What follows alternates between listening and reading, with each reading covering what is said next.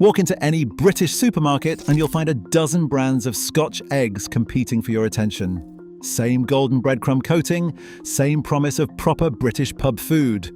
But crack one open and you'll quickly realise they're not all created equal. Today we're examining the 8 worst offenders that have taken one of Britain's most iconic snacks and turned it into a factory floor disappointment.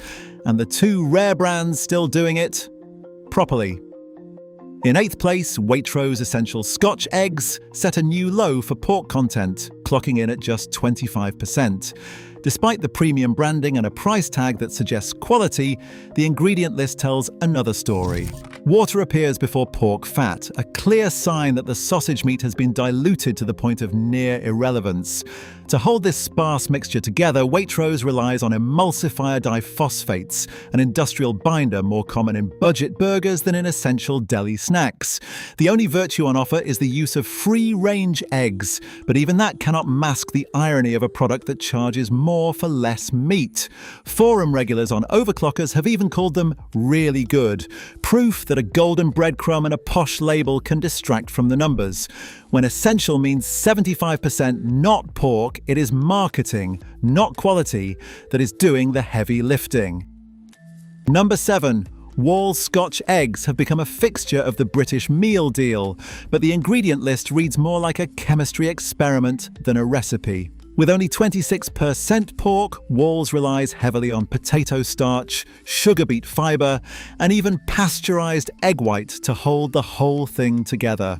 The sausage meat is padded out with wheat flour, rapeseed oil, and a generous helping of added pork fat, an industrial approach designed to keep costs down and shelf life up. The full list stretches to 21 ingredients, a tally that would make a food technologist wince. Owned by the Irish food giant Kerry Group, Wall's is mass-produced on a scale that leaves little room for tradition. One online reviewer summed it up as very dry, bland, lots of breadcrumbs. A verdict that speaks to the effect of all those fillers. In the end, Wall's normalises the idea that a Scotch egg is mostly anything but pork, quietly lowering expectations for the entire category.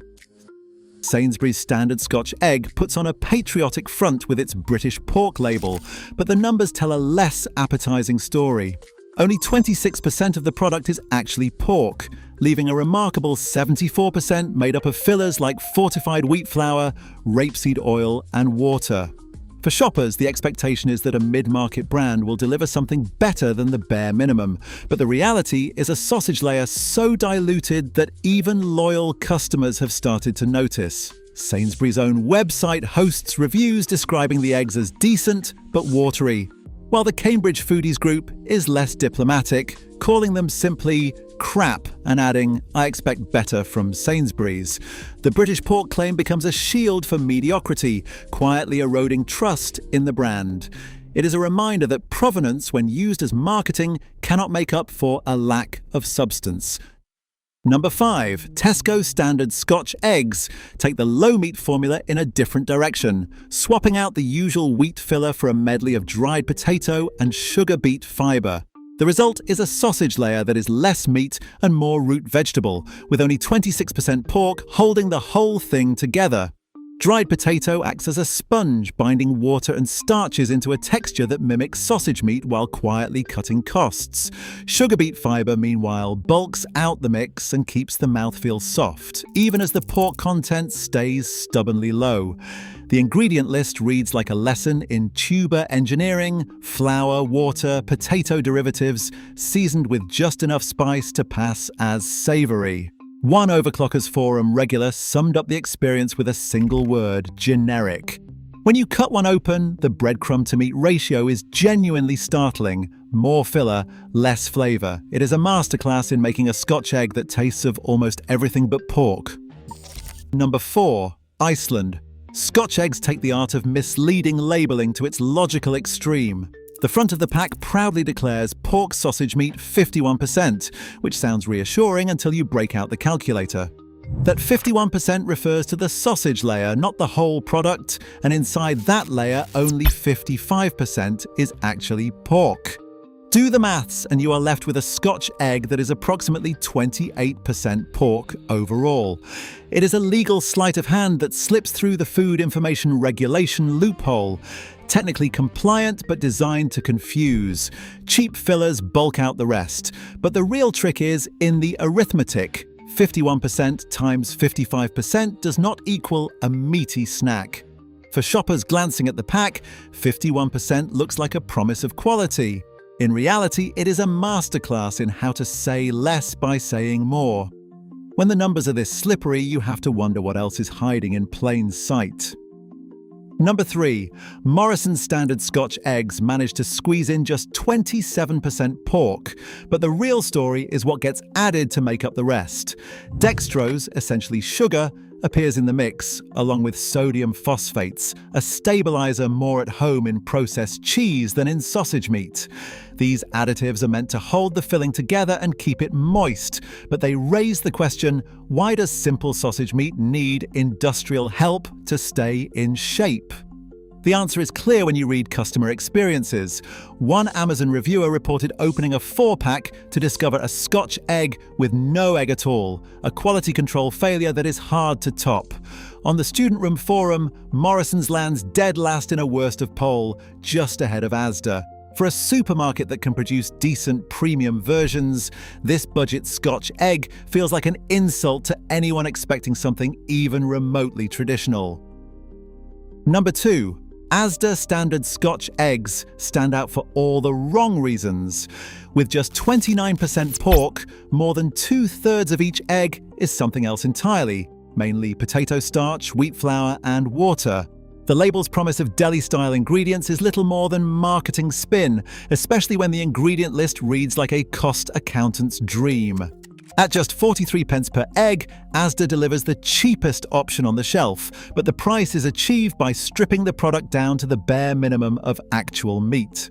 Seasoning is used liberally to mask the lack of substance, creating a flavor profile that is more about distraction than satisfaction.